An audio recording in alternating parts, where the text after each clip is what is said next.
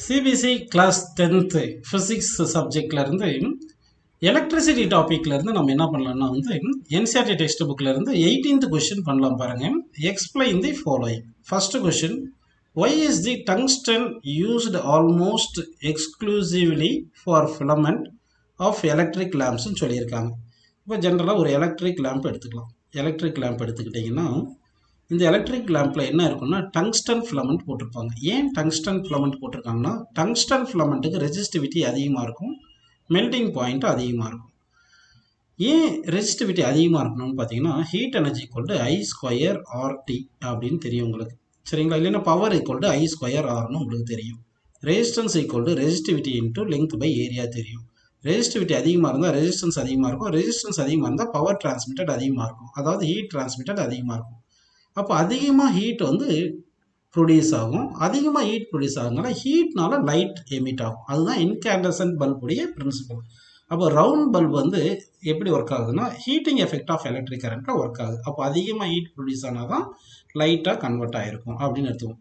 அப்போ அதிகமாக heat produce ஆகும்போது மெல்ட் ஆயிரும் இல்லையா? அப்போ melting point of the material அதிகமாக இருக்கும். அப்படின்னா மெல்டிங் பாயிண்ட் ஆஃப் மெட்டீரியல் அதிகமாக இருக்குன்னா டெம்பரேச்சர் அதிகமான டெம்பரேச்சரில் தான் மெல்ட் ஆகும்.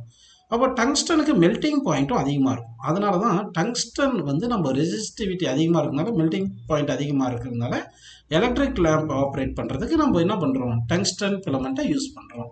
அடுத்து பாருங்கப்பா, why are the conductors of electric heating devices such as bread toasters and electric irons made of an alloy rather than pure metal. இப்போ பியூர் மெட்டல் எடுக்கிறோம், அலுமினியம், காப்பர் இதெல்லாம் எடுத்தோம்னா இதுக்கு ரெசிஸ்டிவிட்டி கம்மியாக இருக்கும். அலாய்க்கு நம்ம ப்ரிஃபர் பண்ணுறது எப்படி இருக்கும்னா ரெசிஸ்டிவிட்டி அதிகமாக இருக்கும்.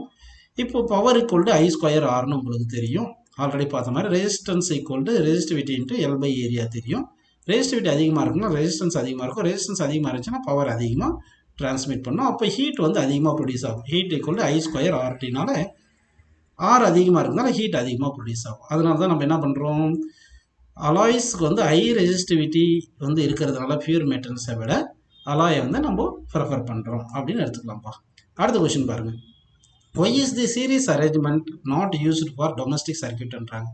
சப்போஸ் நீங்கள் சீரீஸ் சர்க்கியூட்டில் டிஃப்ரெண்ட் அரேஞ்ச்மெண்ட், டிஃப்ரெண்ட் இன்ஸ்ட்ருமெண்ட், அதாவது டிஃப்ரெண்ட் அப்ளையன்ஸை போடுறீங்கன்னு வச்சுங்க. ஒவ்வொரு அப்ளையன்ஸும் சீரீஸில் கனெக்ட் பண்ணும்போது என்ன ஆகும்னா பொட்டன்ஷியல் டிவைட் ஆயிரும். V1, V2, V3ன்னு டிவைட் ஆயிரும். ஆனால் எல்லா அப்ளையன்ஸும் சேம் பொட்டன்ஷியலில் ஒர்க் ஆகிற மாதிரி தான் தயாரிச்சிருப்பாங்க. அப்போ டிஃப்ரெண்ட் பொட்டன்ஷியல் வந்துருச்சுன்னா இப்போ என்ன ஆயிரும்னா பவர் டிஃப்ரெண்ட் பவரில் தான் இது ஒர்க் ஆகும், ரேட்டட் பவரில் ஒர்க் ஆகாது. ஓகேங்களா? அதனால தான் நம்ம சீரீஸ் காம்பினேஷன் போகாமல் பேரலல் போகிறோம். பேரலில் போனால் என்ன ஆகும், உங்களுக்கு எல்லாமே பேரலில் உங்களுக்கு பொட்டன்ஷியல் ஈக்குவலாக இருக்கும். சேம் பொட்டன்ஷியல் இருந்துச்சுன்னா அப்போ ரேட்டட் பொட்டன்ஷியலில் ஒர்க் ஆகும். அதான் சொல்லியிருக்காங்க பாருங்க, overall voltage get distributed in series circuit as a result electrical appliances may not get rated power அப்படின்னு சொல்லியிருக்காங்க.